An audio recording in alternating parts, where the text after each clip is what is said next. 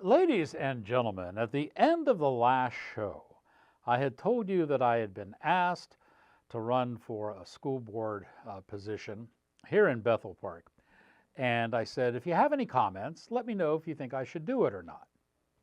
Well, I got comments, mostly from my drinking buddies, my smoking buddies, my workout buddies, and I got to tell you, I can't repeat any of them online. So thanks for taking the time to respond, but they've all been noted.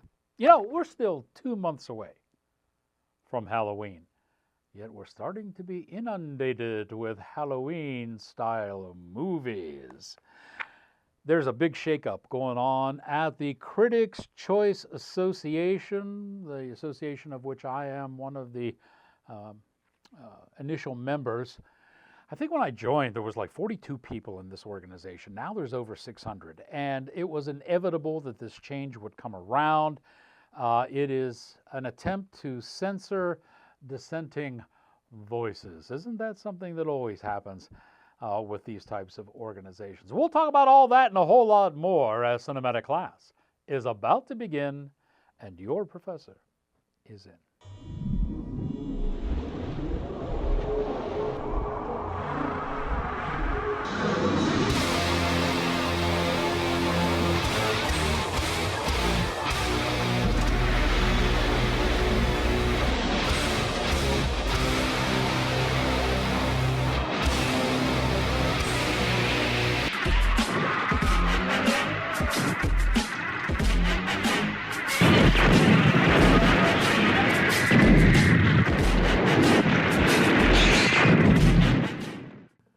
Greetings, salutations, and other sundry affair.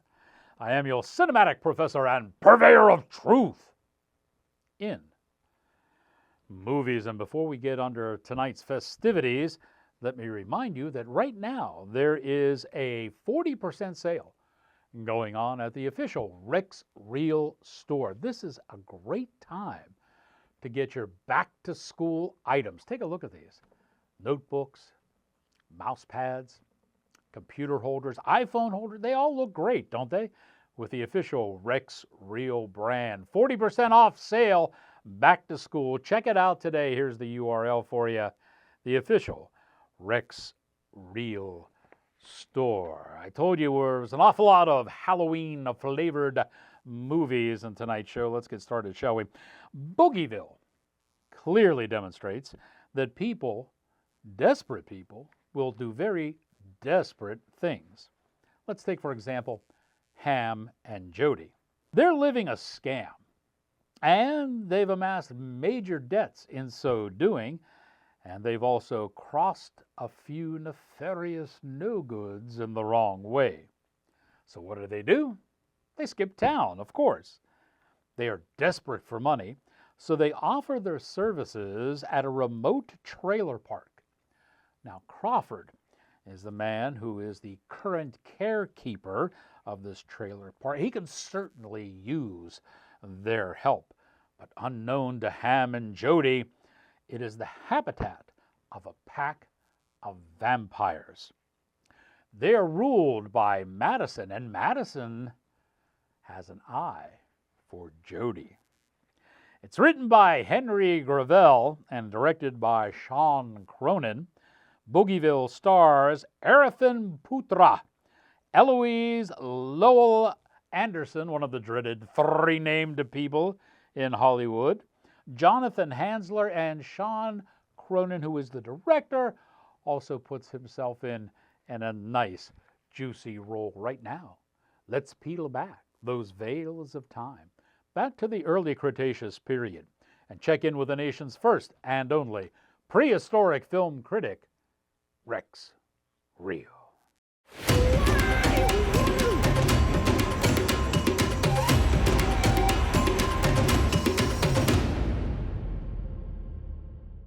Sean Cronin received the script for Boogieville some 15 years ago.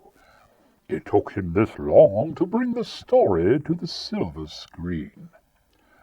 Though the story takes place in America's Southland, the movie was shot in Surrey, England, where the weather is gloomy and rainy, the antithesis of the South. The story has several implausible plot lines, but offers a different view on the vampire legend. Cinematographer Daniel Vaughan uses dark, washed palette for mood, and editors for the film, there are 3 of them, account for sporadic continuity.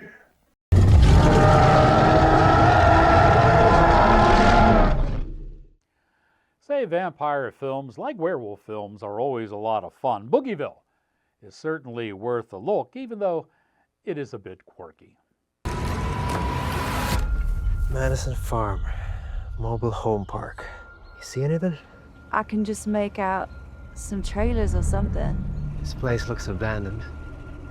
I don't think even God knows of this place. You got anyone gonna come looking for you?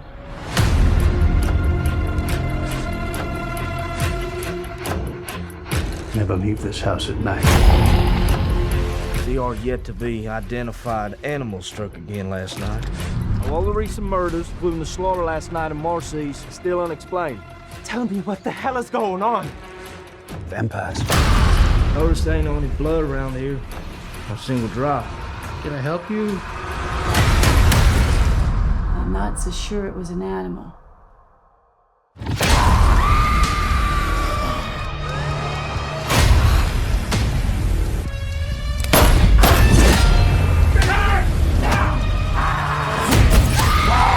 This is crazy. We haven't seen crazy yet. It's coming. This can't be happening. Oh, it is. And sadly, you two are smack dab in the middle of it. What if they don't like us? You're dead. If we leave? You're dead. Can't have the little secret getting out. We have to get the hell out of here while we still can. I can't go. My scent.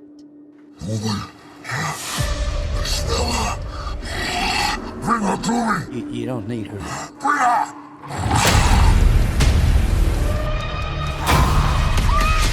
Jody!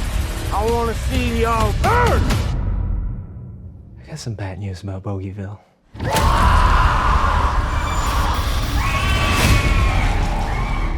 You know, it's a thing in Hollywood to always make movies about American bad guys. But other countries have bad guys that are just as worse. In fact, some are even bigger monsters than the ones you can name right here in America. One of them is, and here I am ready to butcher this name, so apologies to all the Russian viewers, Alex Pavitsev. All right? He is known in Russia as the Siberian Ripper. Wow. This guy has an intense story. And it's a story that is turned into the analysis of a very deranged mind, and a story called No Tears in Hell. Now, Alex is Luke Barnes, and his mom is played by Gwen Van Dam. Now, this movie is shot in Alaska and in Alabama. And save for the end credits, which you should stick around to read, you would never know that the antagonist in this movie is Russian. More on that a little later, but right now, we should once again peel back those veils of time to the early Cretaceous and check in with Rex Real.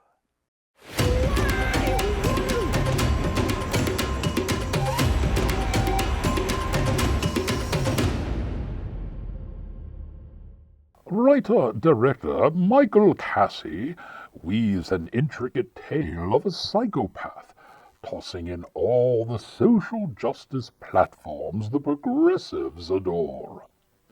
Director of photography George Dugarin is creative in his framing and lighting, but holds many of the shots longer than necessary. Similarly, editor Bradley Halloran makes several sequences too long, adding unnecessarily dragging to the film's pace. Luke Bain's portrayal is quite good, His homage smile to Anthony Perkins at the film's conclusion is notable. The film is gruesome, as Alex is a cruel torturer and murderer, but it is displayed in artistic fashion and not as a gore fest. This makes it much more enjoyable to watch.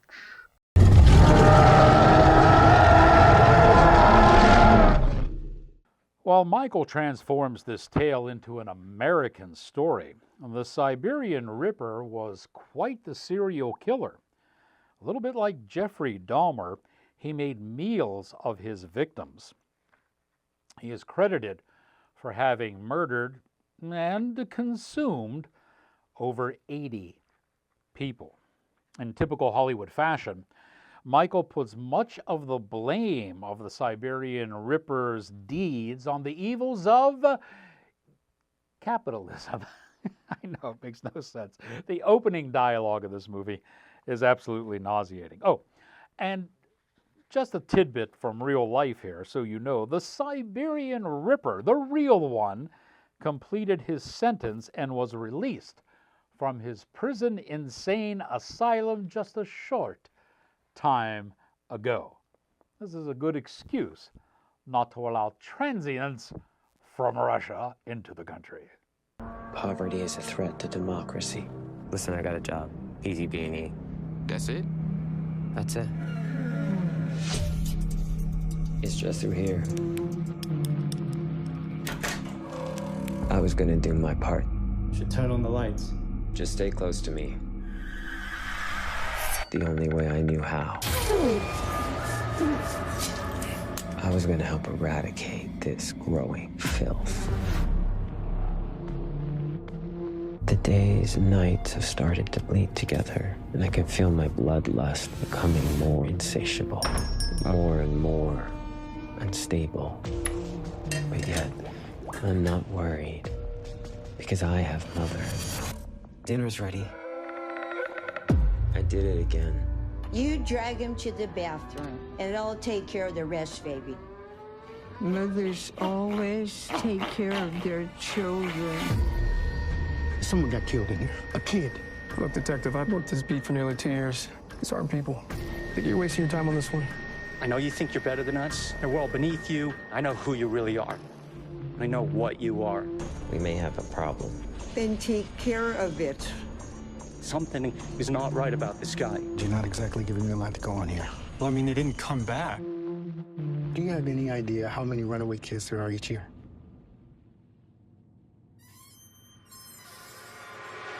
No. Please, please. I'm getting worried, Alex. You're getting sloppy. No one will even know they're missing. I don't want to die here, please. Lucky for you, you have a long, long way to go before you die.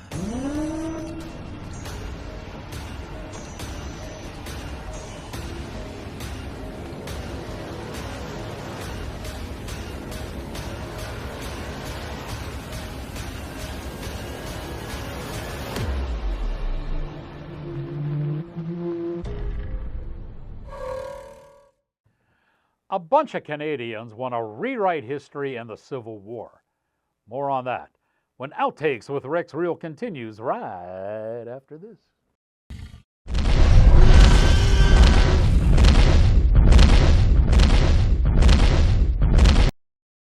Say, for the last couple of weeks, we've been telling you that changes are coming to the House of Fairuza Barbershop. And Sam has just unveiled one of those changes, a new service that they're going to call the Groomsman Package.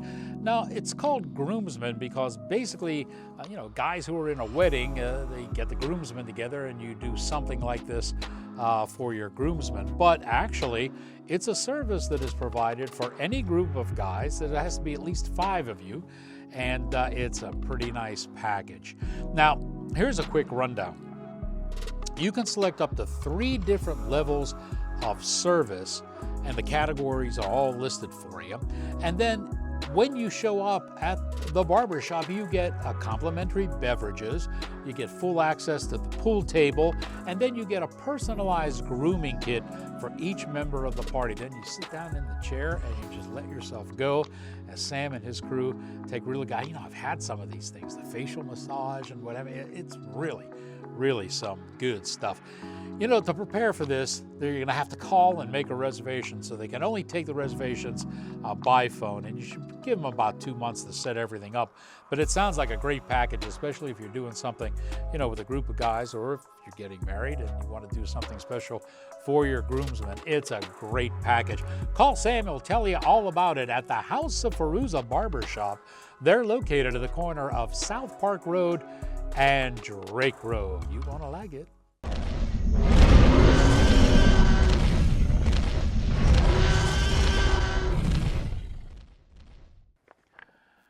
Ladies and gentlemen, welcome back to the show. 40 Acres.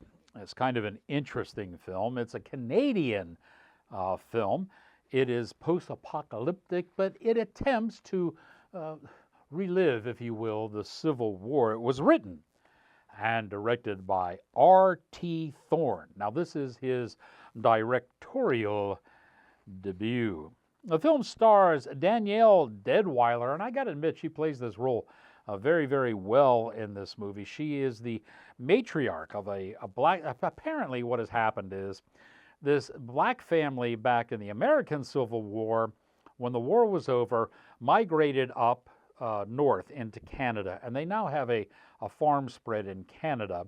And the idea is that it's 200 years later, 200 years or more after the Civil War in America, and yet this black family who owns this property and runs this farm has to go through the same trials and tribulations as they did in the Civil War some 200 years ago down in America. It's an interesting tale. Along with Deadwyler, starring in this movie are Katiam O'Connor, Jadiah LeBlanc, and Michael Greyes all star in this as well. You know, it's interesting that there's action. It's an action film, but it's going to be one of those films that caters primarily to a black audience and or to an audience who is very sympathetic with the black plight, feeling that all blacks are victims and they need reparations. If you're of that ilk, then you will probably find something worthwhile in this movie. What they try to do is retell America's, remember this is a Canadian film, Civil War, but not from the original. You remember the original Civil War was federal government versus state government. That's what the war was all about. But these folks have turned the movie into a black and white situation. And naturally, the blacks are the protagonists and the whites are the antagonists. The whites are just, I mean, they're dreadful stereotypes in this entire movie. The cinematographer for this was Jeremy Benning. There were 2 editors, which causes a little bit of confusion, as it always does. Sandy Pereira and Dev Sin were the editors on this movie. Here now is a look at 40 Acres. I know I've been hard on you. Let's go. Takes hard work to survive. Let's go. Augusta 24 to Freeman 1. You copy? Ain't nobody pushing the seed through the soil, is there? No, ma'am. Are there any others like us? Ain't nobody else out there like us. Freeman 1, you copy? We don't need nothing and nobody. Reload.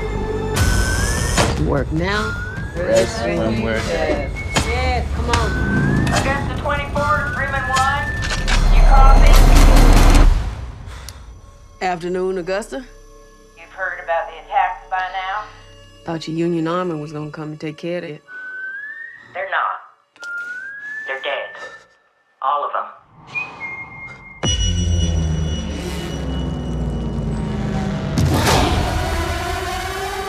We could have left. People forget what animals were like.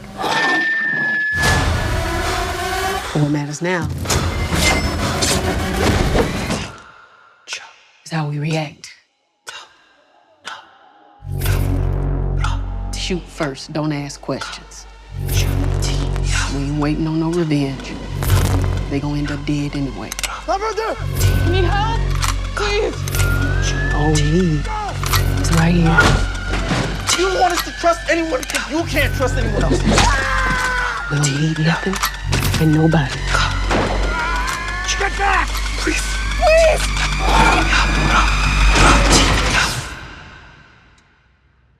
Freeman 1 to Augusta 24, do you copy? We found your animals. Now pick up.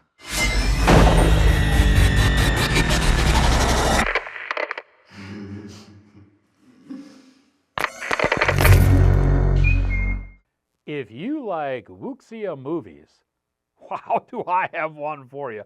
When Outtakes with Rick's Reel continues right after this.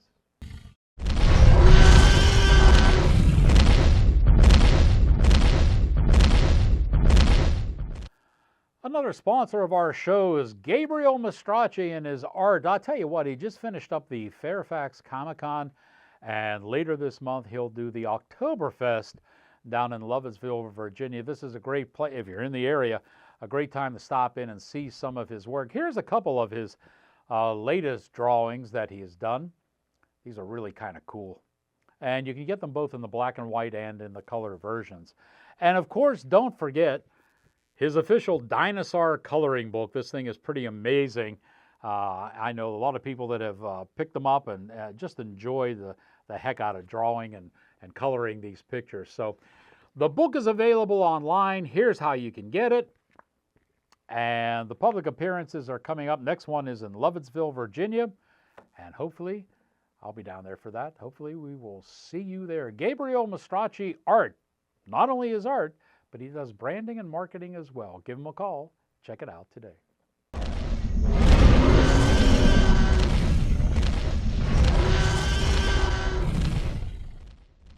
All right, folks. You know, this seems to be a trend in Hollywood. Welcome back to the show, ladies and gentlemen. Are you fans of wuxia? That's sometimes here in America it's called wire fu, okay, but the official name is wuxia. And boy, these things are people flying all over the place, doing incredible stunts. It's something of folklore, if you will, in Asian films. Especially Chinese films. They just love this stuff. They really, really do. And we have Ling Hu Chong. He is a fabled swordsman, and he is ready to retire and hang up his sword and live a nice, peaceful, quiet life when all of a sudden, Invincible East comes along. Oh, she is a nasty one, and she plans to overrun countries and territories, and she does so with a following of a demon cult. So once again, Chong must pick up his sword and go out and fight for righteousness. And this time he's tagged with a ragtag crew of misfit warriors in this movie. It stars Tim Huang as Chong. It stars Zhang Yuqi as the Invincible East. And there is a surprise guest appearance by Sammo Hung. So those of you that like Sammo will spot him real quick in this one. Here's a look. 江湖的人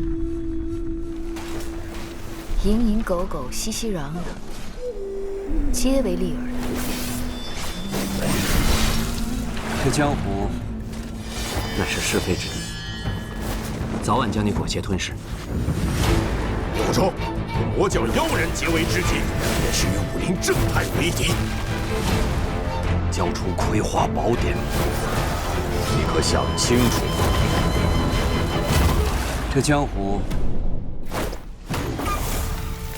好不讲道理，逼着我铲除东方不败，否则活进华山派。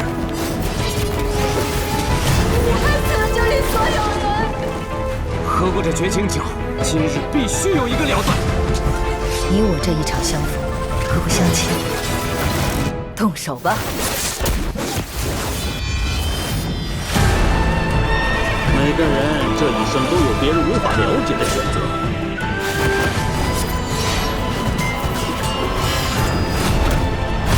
令狐冲，你需要坚守你的正道，那便如你所说。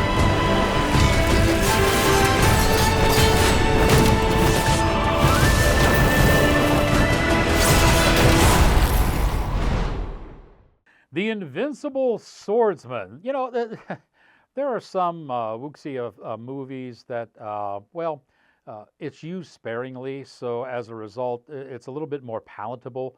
Not this one. This one goes full blown. I mean, literally, people are flying everywhere, and it's almost like watching a Superman movie. It's that. If you like that kind of stuff, then you'll probably like this movie. Director Lo Yi-wei. This is his second effort. His first movie was Swords Drawn. We did a review on that some years ago when it first came out. You might want to scroll down on the online sites and take an eyeball at that if it doesn't come into your memory right away. Invincible Swordsman. A little bit too much of the flying magical stuff for me for this one. It's a fantasy movie, so it'll be okay for those of you that like it. Hey, I would love to talk more movies with you, and there certainly are enough of them, but we're fresh out of time, so we got to skedaddle, and I'll save everything we didn't cover in this one for the next episode of Outtakes with Rex Reel. So now that you have learned what you have learned, here endeth your lesson.